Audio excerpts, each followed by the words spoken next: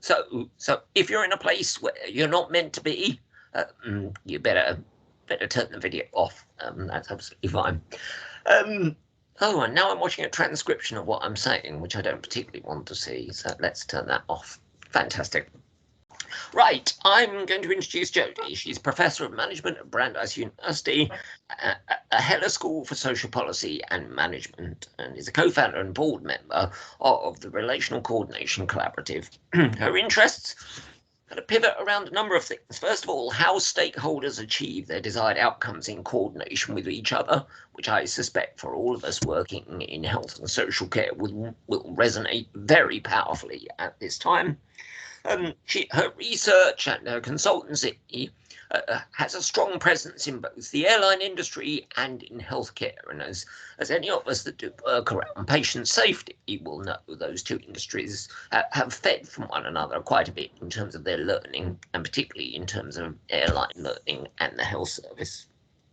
She's developed the Relational Coordination Theory, which I think will be particularly interesting to us on this call in terms of coordinating through relationships of shared goals, shared knowledge, and mutual respect, which seems to be the sine qua non quite a lot of the work we're trying to do in terms of integrated care systems.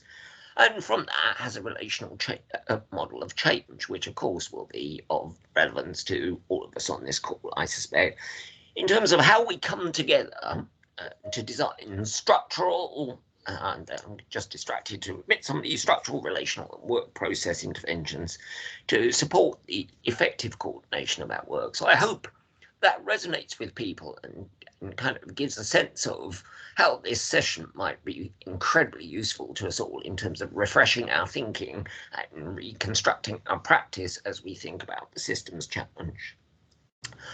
On that basis, I'm going to hand over to Jody now. As ever with these sessions, 15 to 20 minutes where Jody just gets to make some introductory remarks as the guest. Then we'll move into our conversational space, and because there's a limited number of people on the call today, I have got some structured questions which I've shared with Jody in advance, but do chip in, I think, because we're a small enough group.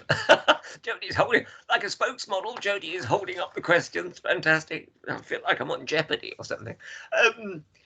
So yes, just chime in as we go on in the conversational section, raise questions, use the chat box, but just let's try to make this as conversational as possible, given that there's a limited number of us. Jody, I'm going to hand over to you now. If you need me to do the slides, and you do need me to do the slides, okay, I will do that for you. Let me share the slides, and just give me a nod when you need me to advance them. Okay.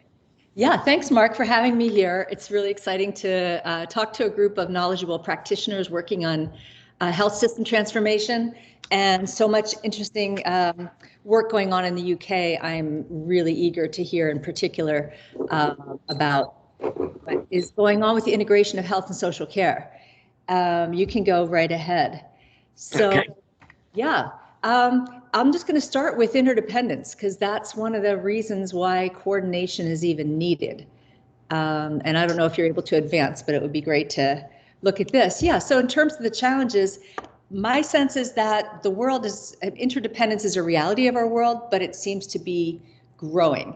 And I think the pandemic is a perfect example in almost every, all of these dimensions of the interdependences is growing. But how do we manage it? How do we make interdependence, rather than something annoying that prevents us from doing what we like to do, how do we make it work for us? And there are a number of perspectives on that. There's this traditional perspective on coordination that I grew up with as an economics student and at the master's level before I moved into management and this more complex view. But the idea was that within firms, coordination happens through hierarchy internally, and between firms, it happens through price. The new view, which is not so new anymore, but it's still relatively new and continues to coexist with the traditional view, is that both within and between firms, coordination happens through networks of relationships. And we can talk about the nature of those relationships, and we will.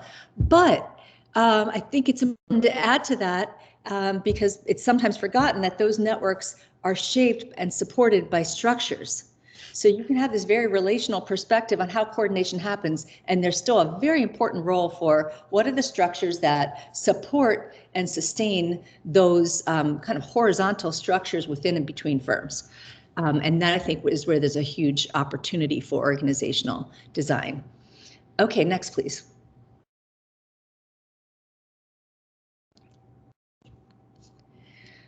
So when I don't know, Mark, if you're hearing me, but next would be good. I've got the flight departures on my screen. Okay. I've got the flight. Oh my gosh, I have a, okay, so flight departures. That's exactly where I want to go, because the first study that I made empirically, I was a big kind of political philosophy and economics student. The first empirical work that I did was a study of the flight departure process. And looking at this as a coordination challenge, I didn't know what to expect, but as I spoke with people, I could see that what was the real challenge was this network of relationships and relatively distinct functions, each carrying out their own work in a fairly independent way, at least at the traditional airlines, and they were struggling with that. And I went on to study other airlines, including Southwest, and a number that were sort of in transition, but I think Southwest was the furthest ahead in seeing this as a network where the goal was to connect with strong ties across all of these groups so that everyone had kind of shared knowledge of the situation and how to adapt on the fly as new information arose. So this is kind of a network perspective, and I came to see coordination in the following way. Next, Mark. That relationships basically shape the communication through which coordination occurs. And if you move to the next one, this can happen in this, it's kind of a delay here, so I'm not sure what you're looking at right now, Mark. I've got a slide headed for better. Yeah, exactly. So what I discovered in my interviews is that there was this distinction between a kind of a way of coordinating based on shared goals, shared knowledge, and mutual respect across those functions, which seem to reinforce sufficiently frequent, timely, accurate, and problem-solving communication. But there also is the other end of the extreme, probably more common, was this existence of strictly functional goals, exclusive specialized knowledge without the benefit of systems thinking, and a perceived lack of respect for one's work. And that was accompanied by infrequent, delayed, inaccurate, and finger-pointing communication. So we call this process relational coordination. Slide 8 is a definition of that process. It's basically communicating and relating for the purpose of task integration. Very simple definition, and it's not really a complex concept, but it's people often say it's easy to understand and hard to do.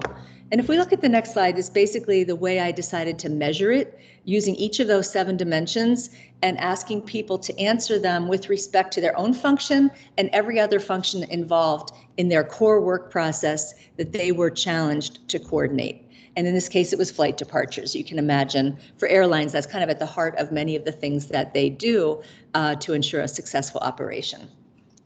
Next slide.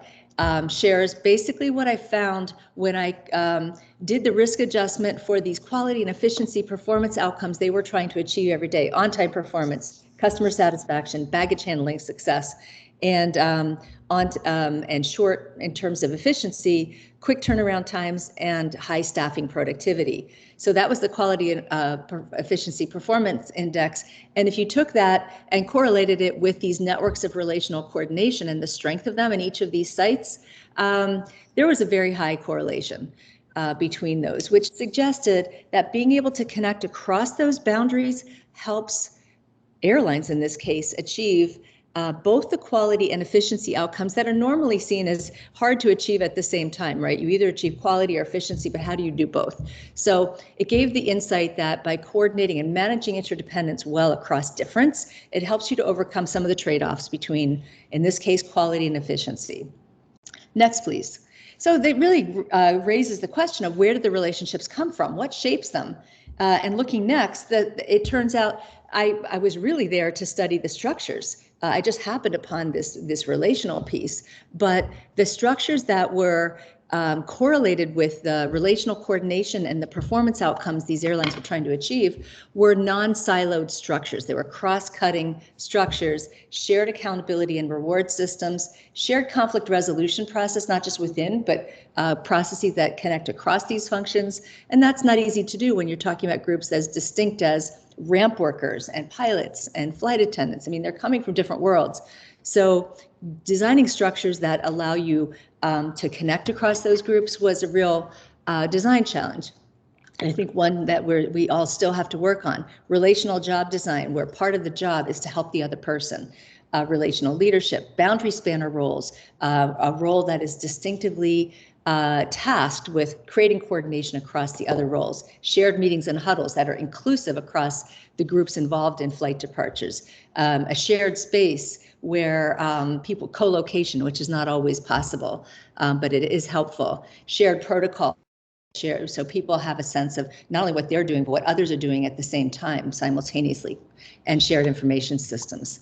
Next, please. So I became really interested in, after publishing this book, in looking at, well, how does this work in other settings? And I was got very interested in patient care as someone who went to the hospital for the first time to have a baby. So let's look at the next one, this network of coordination. And what I saw as I was experiencing, the patient care as a patient, is that there were very similar challenges.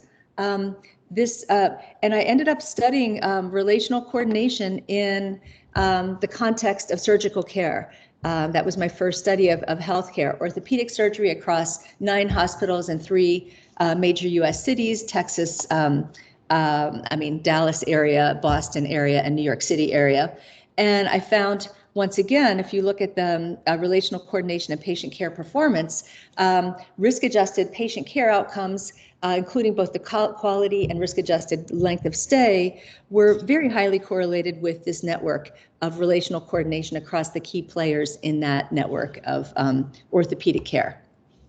And if we look at the structure process outcomes model, we see once again that there are a unique set of structures in healthcare. Every industry has its own version of these, but the ability to design shared accountability and reward structures, shared conflict resolution process.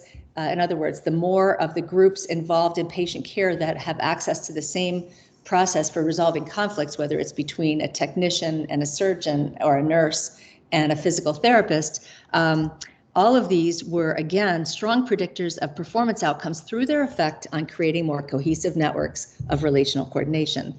And that was summarized for a broader practitioner audience in the book High Performance Healthcare, which is the cover is shown on slide 17. So, fast forward to today, and RC theory has been tested in a lot of sectors now, which every time I do a search, I find something else that's going on, whether it's the fishery industry in Portugal or the banking industry in Pakistan, but a lot of it, as you can see in that middle column, has been in the healthcare sector.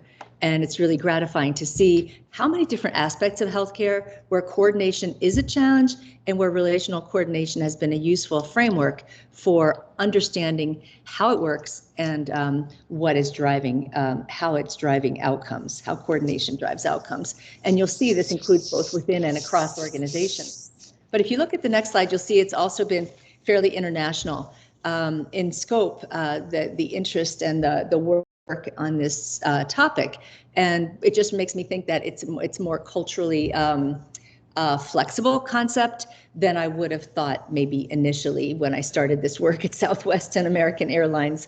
Not only flexible across industry but flexible across country. It's I think some of the basic idea of shared goals, shared knowledge, timely communication, mutual respect are very easily translated into other cultures. So that's gratifying. So this systematic review came out just about 6 months ago. If you look at the Revisiting Relational Coordination, a systematic review, that can be a really interesting way just to get a sense of what people have found so far and what are some of the big questions going forward, which we can come to. So if we look at from an organization design perspective, or very practical perspective, is when do we need this? When is relational coordination needed most? This is the systematic review, and slide 21 asks, when is it needed most? And what we find, based on theory, but also increasing evidence, is that it matters most when you have interdependence between tasks. That's not just pooled interdependence, where we all are ensuring that we have enough of a given resource in order to meet the need, not just sequential, where I depend on something I get from someone else and then hand it off to someone else, as in manufacturing, but reciprocal, where in the moment, what I do affects what you do, and what you do affects what I do. And that is the reality of patient care. Uncertainty tends to exacerbate that challenge and the need for relational coordination. It's a gap, a constant gap between what we know and what we need to know. It is very real in patient care due to the unfolding nature of information as we diagnose and care for patients, and as we manage in the broader uncertain care environment. And finally, time constraints. So we can't just put everything on hold and solve the problem. We have to solve it on the fly, real time. So that's when these principles of relational coordination are most useful. So that brings us to the final question, which is really how to create change when these conditions are present. And you think I would have asked that question a long time ago, but I was such a kind of org design person that I just figured it's so obvious. You just redesign the structures and things will change. So I think the answer to this question depends very much on the following question. If organizations are primarily structural, then you will use organization design principles to create change. You'll figure out what are the contingencies involved, who needs to coordinate with who, and you'll design the structures that will facilitate that coordination. But if organizations are primarily relational, there's more of a need to rely on something I didn't study till much later, which is organizational development. How do you understand and build the relationships dynamically that are needed in the new way of delivering care? But I think the real challenge here is that organizations are both. They're structural and relational. So how do we create change if they're both? It's really like bringing two different sets of tools together in a way that should be complementary. So let's really looking forward to your thoughts on this, but let's move on to the next thing, which is the relational model of organizational change. And this, evolved really through conversations with two org development people, I would say, Ed Schein and Amy Edmondson, where we recognize, change rarely occurs simply by changing structures.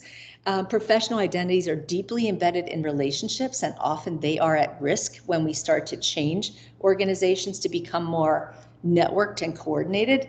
So one of the things that's necessary is to visualize the current state and question our assumptions, start to build these new relational dynamics, and then use that to redesign the structures to better support how we need to work together going forward. And so in a way, it's kind of a bootstrapping process, or what I visualize as needing to become the change that we wish to see.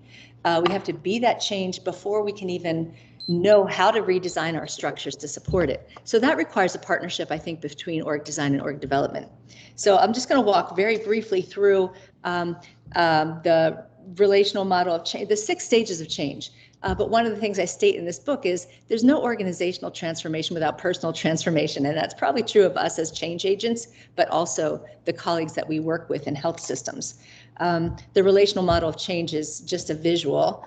And then it's got these 6 stages that I'll just, I think I won't go through in such detail. But let's look at so these structures do matter, as we saw in some of the initial research. I now call them structural interventions because I realize they don't just exist, out there waiting to be used. You have to actually develop them, and they create them as interventions into an organization, and they can be disruptive, right? When you have siloed accountability and you try to create shared accountability, people could be thinking, why do I want shared accountability with them when they have nothing to do with me? And that means if they do something wrong, then I'm on the hook, right? Why would I trust them to have shared accountability with me? I don't want that. So that's really the rationale for starting with relational interventions, where you start to use humble inquiry and psychological safety and a visualizing of our interdependence through mapping and measuring to build these dynamics of relational coordination. Also, work process improvement can be very powerful because it really illustrates our interdependence as we improve the work and its outcomes. But once we start to build that culture of relational coordination, it is much easier then to say, okay, then how do we need to support how we are now working together? What are the systems? How do we measure and hold ourselves accountable in ways that doesn't reinforce the silos that we're now trying to break down? So moving ahead, one of my dear colleagues, Tony Suchman of Relationship-Centered Healthcare, has come up with this 6 stages of change. And we teach a course where we basically created it together, but he was really instrumental because he is an organizational change person who started out as a physician. So the stages are basically, you start by exploring the context with the participants, introducing RC if there are challenges of interdependence, creating a change team that represents the different parties involved in that work process, different stakeholders basically. Measure relational coordination, which starts to show how well we are doing currently in meeting each other's needs as we coordinate our work together. Then we reflect on the findings together, almost as though a boundary object to help us better see what it is we're doing together. And then basically design the interventions that are needed to move ourselves forward. And there are a lot of tools for that we won't get into today, but they are relational and structural and work process interventions. And then finally implement and assess. There's this continuous cycle then of improvement. But I don't think it's necessary to get into every single aspect of this, but I do want to share on slide 31. Let's start with slide 30 briefly. Creating a change team that represents all key stakeholders. We're basically motivating people from different perspectives and very different levels of power to create their contribute effort to a change process. And so our job in that case is to facilitate very sensitive discussions in the context of power imbalance with a safe space to disagree respectfully. And we all know how difficult that is. So I think one thing this work requires is something that you do on a daily basis, is bring people together across difference to create change. And one thing that can help is one tool I will introduce briefly. This next one is relational mapping. And here's an example of people doing it within a healthcare system that happens to be Gold Coast Health System in Australia. They're looking at, managing the scheduling of the surgical theater, operating theater, whatever we call it. Depends on the culture.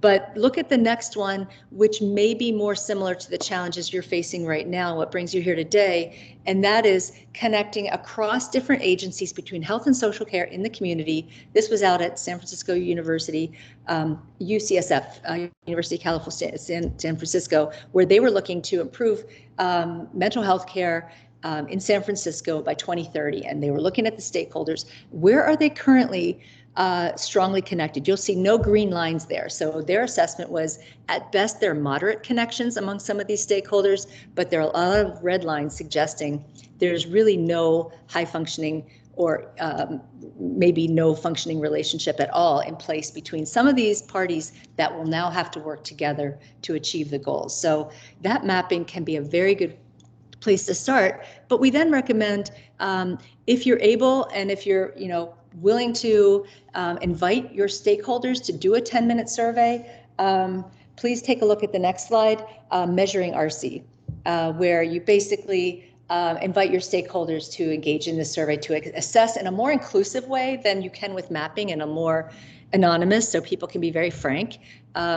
And then you can share those results as a basis for designing interventions in an inclusive process. Measuring RC, simply, we go back to those questions that we looked at before. Measuring the frequency, the timeliness, the accuracy, problem solving. It's a very brief survey. And then the change team reflects on the findings. So if we look at slide 36, reflecting on the findings, they take a number of different, it's like looking in the mirror, as Tony says, or putting the elephant on the table, as some of our colleagues in Canada say. But it can be a starting point for reflection and change. And look at the bar chart. This basically is the easiest way to look at findings. Where are we doing well right now? Well, we're doing pretty well on sufficiently frequent communication across all of the groups that we've assessed. Great, but we really fall down on timely communication. problem-solving communication. We tend to be blaming rather than problem-solving. And shared knowledge is one of our biggest challenges, the ability of each group to understand what the others are doing.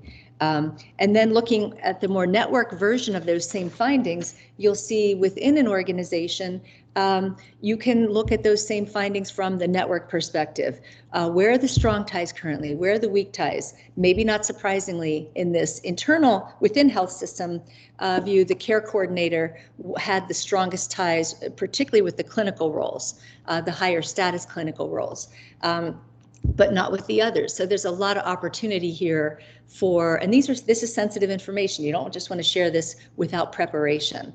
There's a lot of knowledge being generated in this community of practice around RC for how to share these findings in a way that's useful. Look at the next one, and this is an example of a relational map that was measured across an entire community working on youth violence. And I'll share at the very end a paper that came out yesterday on this from this study.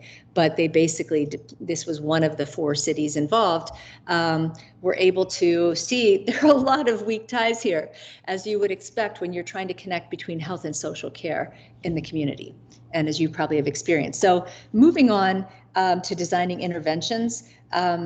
Slide 40, look at the relational, we've seen this, but the relational interventions are basically humble inquiry, psychological safety, conversations of interdependence, the kind of OD interventions to create new relationships. Structural interventions are much more along the lines of organization design, and work process interventions are basically partnering with our colleagues in lean and quality improvement to actually improve the work. And these are used in a complementary way to really transform toward more cohesive relationships supported by high-functioning structures within and across the organizations that are working to deliver health and social care in the community. I just want to fast forward to slide 42, something I heard from a colleague who was from the chief diversity officer of my university, who was speaking on Martin Luther King Day, Monday, and I just had to capture this. He said, relationships are everything. When we start to value relationships, our institutions will change. When we start to value relationships, our world will change. We will be on our way to establishing the beloved community that Dr. Martin Luther King talked about. And then he said something about we have to lead with our hearts and not with our heads.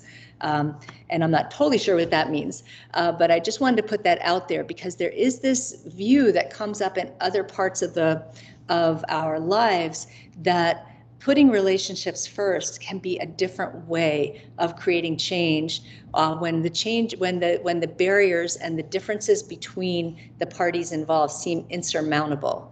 But that we don't want to neglect the structures. In fact, what he's saying is when you start to value relationship, that is a path to then changing our institutions. And so not to neglect the structural perspective when we take this new relational perspective, or one that I'm sure many of you are already taking.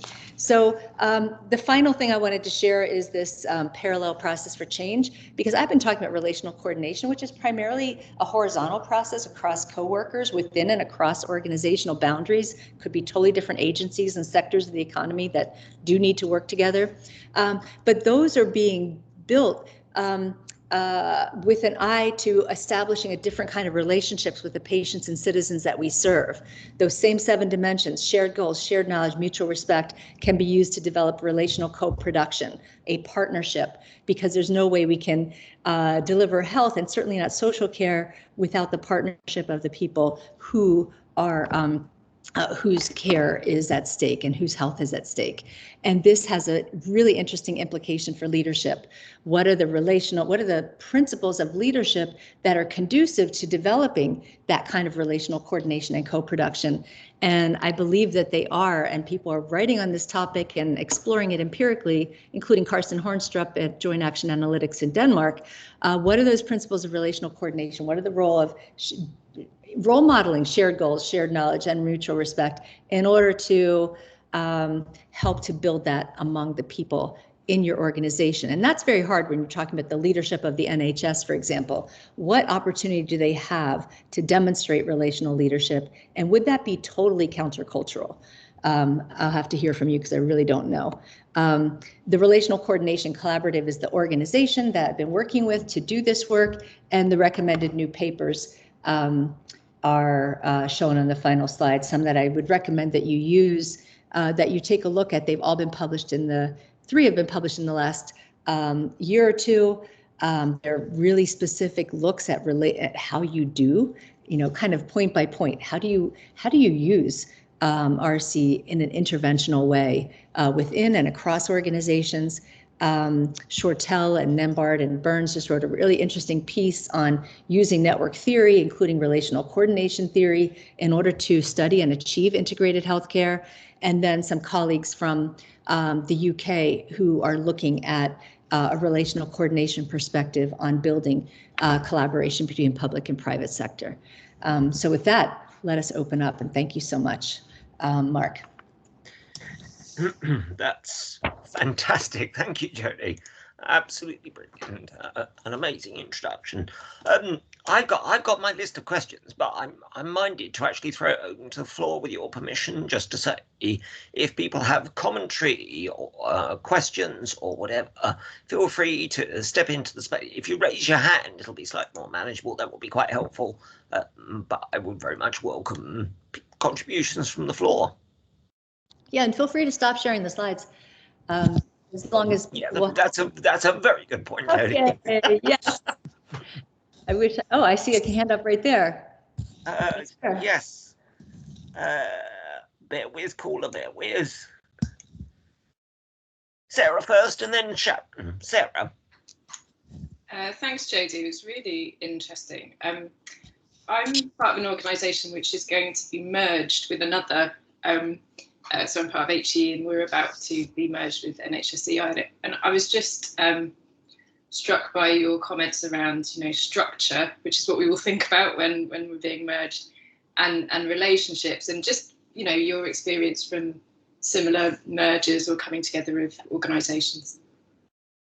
Yeah, that's a really good point. And in fact, when the early stages of a merger and all the due diligence and so on that is happening, there's a lot of attention to the finance, there's some attention to the structure, and there tends to not be a lot, in my experience, a lot of attention to the relationships and building relationships across. So I would really consider, one thing that Southwest did, for example, when they were merging with, I think it was Frontier Airline, is they actually, they had, relational events at the leadership level, but they also assigned one Southwest employee to each Frontier employee to kind of be a buddy and an introduction, and to learn about each other's cultures and not just assume everyone's going to adopt the Southwest culture, but there was going to be some kind of organic coming together. But that's a really interesting way to do it. If you're going to take relationships seriously, have some kind of buddy system like that. And even if it's a virtual meeting, it could be seen as a kind of a mutual mentoring.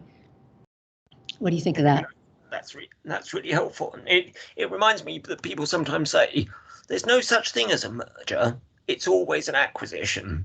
And understanding the cultural interplay of that is very important. I like the idea of the buddying, because I think you do end up in quite conflictual circumstances when you think about those kind of transitions. So I think that's really helpful commentary.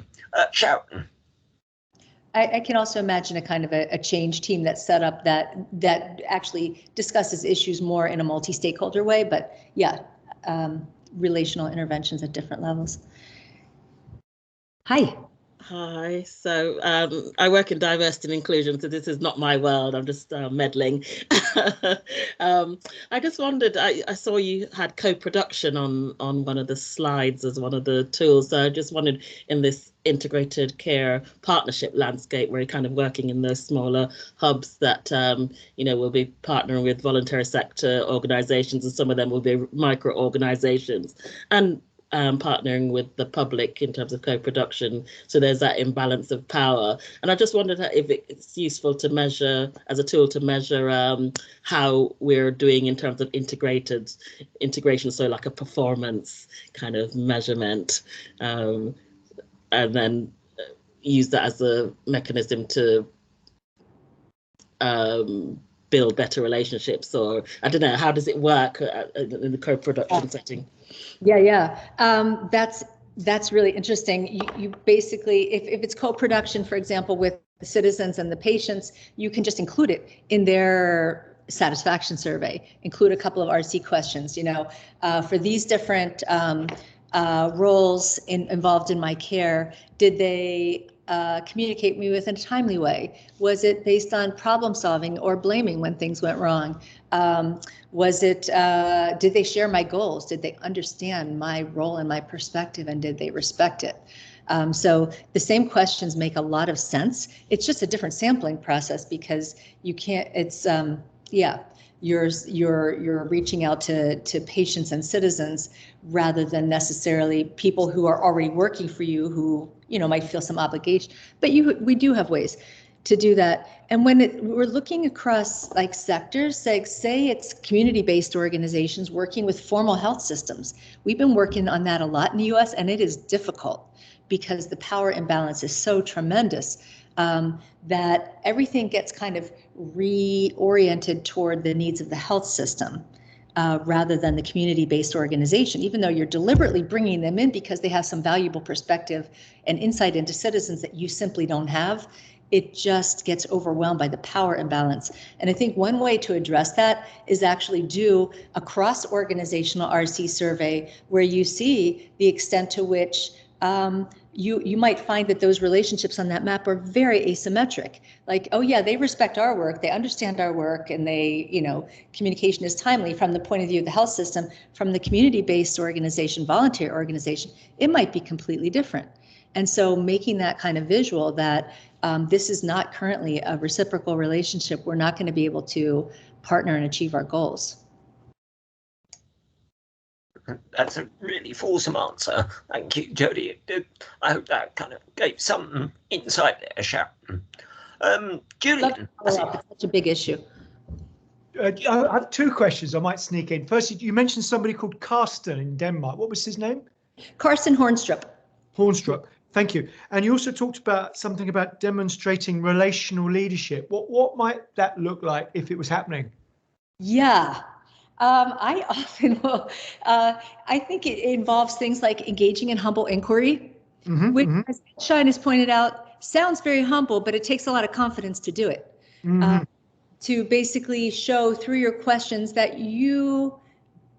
there's something that you don't know that others do, and that you're ready to learn and understand that. And that can be a great role model for then how people work with each other across boundaries, because there's a lot of, impression management, obviously. And there's a whole culture of leadership that is the smartest person in the room has to be the leader, and it's the one who knows everything. So you can't admit you don't know something.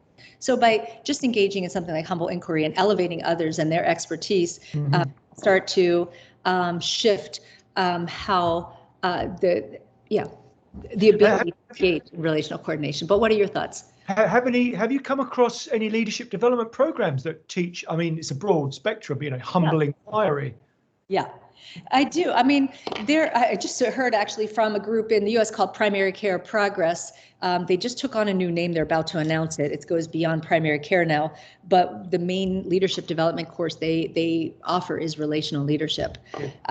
And there are others. I mean, I teach an executive MBA for physicians and so we focus really on relational leadership as well as how to build RC in your organization through the 6 stages of change. But I think it would be great. You should start one. I'm going to get 3 if I can. You talked about, one of your slides said visualizing a current state. Well, what would you be visualizing? Yeah, well, that's, I think, where the relational mapping is really helpful, because it's like, who are the stakeholders that matter here for whatever challenge we're trying to solve? That's who is in, then you draw a circle for each one and identify. And then what's the current state of their coordination within each group? And that's the color of the circle is red if they're really not aligned at all, green if they're just completely on the same page. And then the lines are suggesting how aligned are we across? these different groups. Is there mutual respect? Is there frequent, timely, accurate problem-solving communication? And so that's where you get to visualize the current state. There are other things. I think work process maps can be very helpful to look at the process flow and see where it's getting, where there are bottlenecks and so on. An organizational chart can show you, who reports to who, but a relational map gives you a unique perspective that helps you think about who needs to be in this conversation and where is it going to be difficult. Interesting, because I've heard there's a lot of us and them often in different organizations. So it'd be interesting. And there's like two realities. So then maybe you need two maps. And then whose reality you're talking about, maybe. Got it. You can, it could be safer. Sometimes what we do is have people, from different parts of the organization sitting around different tables, and you'll see them take on different, right there, you'll see different maps, things that come out. But then if you do get them into a survey, then you can create a kind of a shared reality based on many, many voices. And that then becomes kind of the governing map for moving forward. Thank you very much. That's there's so much in here. I'm struggling to pick my way through. I guess the one that I'd quite like to pick up is stuff around job design. So the NHS in particular, it's pretty primitive as a corporation in terms of the way it thinks about its people. We tend to think of it purely in terms of pay grade. So we talk about large groups of people just on the basis of their pay grade. So we talk about BAM 5s, which tends to be people newly qualified like nurses and AHPs. We just deal with these huge blocks. And when you talked about relational job design, I kind of cast back things like job crafting and such like. And I just wondered what your experience had been where people actually put the relational stuff at the center of the design of a job. Yeah, I mean, obviously there are still tasks and qualifications to be described, and yet those tasks can often be described in terms of who are they being performed for and with, and in relation to, and that can give you a different kind of perspective coming into your job. And what kind of qualifications? Well, there's certainly technical qualifications. There are also relational qualifications. And so to think, and what's nice about doing it that way is a job description can become the basis for performance review and checking in. And so if you're going to create accountability around relational coordination and someone's ability to meet the needs of their colleagues in a regular way, it's very helpful to have it in there in the job description to begin with. Otherwise, they're getting mixed messages. Yeah, and that can even include, it doesn't have to just be internal to the organization. If there are key external stakeholders that you need to be accountable to, working with, supporting, that's the place to include it as well. That's really helpful, thank you. And you talked about working on relational leadership in terms of the MBA you teach. And I just would, some of my thoughts about leadership development are such that we're working against a quite dominant discourse that has a traditional view of leadership these days. It's still there. It tends to be a quite male thing. It's a very directive thing. Notwithstanding everything we say about leadership, although it'll be compassionate, it will be inclusive, it will be transformational, leadership doesn't really change that much over time. So I was wondering how, particularly the students on that program, find carrying this completely refreshing and new way of thinking about organizational life. How successfully are they able to carry that into corporate settings? And is it something that takes hold, or is it something they have to work at to really progress? I think it depends. It depends on the local leadership culture that they are working within, including their direct, the person that they report to most directly. I know in the past, and often I'm teaching surgeons and kind of mid-level physician leaders in organizations and increasingly nursing leaders in organizations. And in the past, I heard a lot more about, I'm doing this because it works in my unit, but I have to kind of pretend that I'm not, I have to act differently, kind of protect this little space so nobody knows what I'm doing, but they're just saying, good job, you're doing great, but we don't know what you're doing. You're kind of self-presenting as a normal leader and you're acting differently internally. But I think that is changing. And it helps. It's not just about compassion, et cetera, but to do it, there's something helpful about talking about relationships of shared goals, shared knowledge, and mutual respect. They don't really sound either feminine or masculine. They just sound more organizational. The relationship is not that I have to love you and care about your family, although that would be very nice, but that I'm trying to develop with you a set of shared goals that we can, based on what you know about the work and based on what I know about the organizational context, and understanding and valuing each other's expertise and respecting that. So I think the non-gendered kind of language around RC might be helpful for having some breakthroughs. Okay, that's helpful. Well, and just as the big question, so I've saved it till last. As people on the call may know, I'm a total power bore, so I've been interested in what you've talked about power, and I'm obsessed about power in the workplace, and I just wondered the extent to which it's possible to take into account power when doing this kind of relational coordination work, because in some ways it's quite difficult to counterpoise these two things, but obviously it feels like it's essential. So how does the theory and the practice kind of integrate this notion of power from a corporate perspective? Yeah, I think not explicitly enough. But what is actually, when we talk about interdependence, what that suggests is that the power imbalance is not helping us manage our interdependence in a way that helps us achieve the goals that in many cases we all want. So I remember, having an article into one of these medical journals, and the editor writing back and saying, you think the secretary has less power than the surgeon. You don't understand how much power they have over us, because if they don't do it that way, we're not going to get a follow-up visit and we can't get the outcomes we care about. Like, very interesting point. But does the secretary feel as powerful as the surgeon? No, because the nominal power is basically used to exert in a way that's actually dysfunctional for achieving that surgeon's own outcomes, own desired outcomes. So I think one way to address it is to really foster an awareness of interdependence. And that's where humility then comes in. It's like, oh my gosh, I actually need everything that they're doing. And if they're not cleaning the surgical theater in the right way, I'm going to get infections in my patients. And that's, so that awareness of interdependence makes the power issue not go away, but it makes us aware how dysfunctional it is. And when we actually measure RC and we see that, oh, it's working in my direction, but it's not working in their direction, that's a big aha. I get timely communication from them, but they don't from me. And maybe after a while, I'm not going to get it either, because, things tend to, reciprocate. So it's the awareness of interdependence and then the fostering of the humility that comes with that, that I think helps us realize that if there are outcomes that we actually want and are accountable for, we're going to have to work past the power dynamics. Yeah. Okay. And I've seen stuff recently where, and I didn't take to it immediately because it looked slightly too technological to me, but there was a lot of talk about organizational network analysis, which produces these finesse diagrams. I guess my view, having heard you speak, is the important aspect of that, looking at the connections, is the act of people talking about it. So I just wondered whether there was a touch point between your thinking, scholarship and practice and stuff like O&A. Yeah. Social network analysis.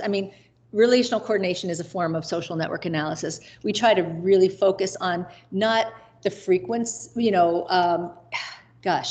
not just the frequency of communication, but the quality of communicating and the quality of relating. So that's a little different than some SNA, which is just counting how many times there's a referral between. It doesn't mean that's not useful, but we're trying to get at the quality of those relationships and visualize it in a way that's so straightforward that it creates the basis for a useful conversation. So yeah, that's the paper I was showing by Burns, Nembard, and Shortell is basically making the case that social networks are a really useful way to think about integrating healthcare, and relational coordination is the approach that they find within that most user-friendly and relevant. So I do think there's bringing those two together to make it useful and not just this technical exercise, and then being able to measure it in a way that you can see how it's driving outcomes and what are the interventions that help to shift it. So that's, putting that network in the middle of kind of a model of causes and effects, I think, is another thing. So you're not just describing this, but you're seeing what causes it, what changes it, and what impact does that have on the outcomes that we really care about. fantastic. Yeah, one last question, because time has flown away with us. Yashoda, I see your hand up. Yeah. Hi. Really interesting. And one of the biggest challenges I think within our sort of health and social care system is there's a fundamental difference between the way we're funded, like fundamental. Yeah. And when it comes down to it, and time again, you know, you're working really well, and all of a sudden one party gets less funding or doesn't want to commit as much in that integrated, say, service.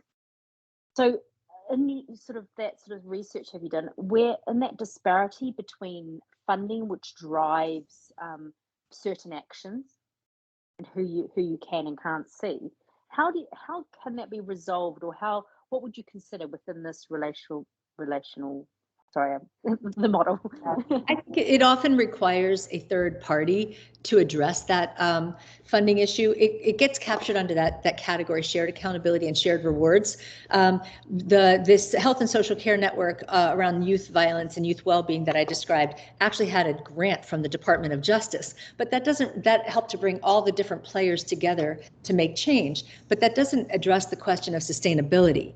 So I think all these efforts to create shared payments, bundled payments, et cetera, we're going to need a lot of innovation there at the policy level to create payments that, I mean, in Denmark, for example, and Scandinavia in general, they're working really hard to get the municipalities that take care of primary care and elder care and youth care to integrate with the hospital sector, which is regional, and they're very different budgets. So there are exercises and attempts to create shared budgets so that you don't have this drop off of people in between the two systems, which, you know, is not high functioning.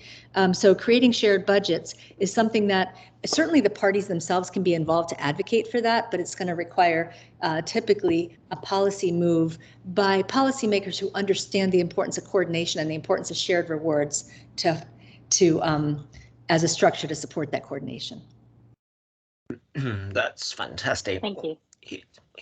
We are right up against time. So I would just like to say again, thank you, Jody. That has been really illustrative and fantastically insightful, and it sent me away with so much to think about, so I really appreciate that. And I thank everyone who took time to join us, and particularly those who've contributed and asked questions, because that made it even more lively and engaging, so thank you. Thanks to everybody. I'm quite keen. Jody and I were talking via email earlier, and it would have been very early for Jody, about whether we might run a second session around this, particularly looking at resilience and such like, and looking at the particular challenges the service faces. So I hope to pick that conversation up with Jody, and we'll try and schedule something for the new financial year. But in the meantime, thanks again to everybody for all your contributions and your time this afternoon, which I know at this time is immensely precious. Thank you. And thank you, Jody. Thank you so much, Mark. And thanks, everyone. Please do reach out, jgittell@brandeis.edu. I'd love to continue the conversation. This is so cutting edge. Thank you. Thank you, Jody. Thank you, Mark.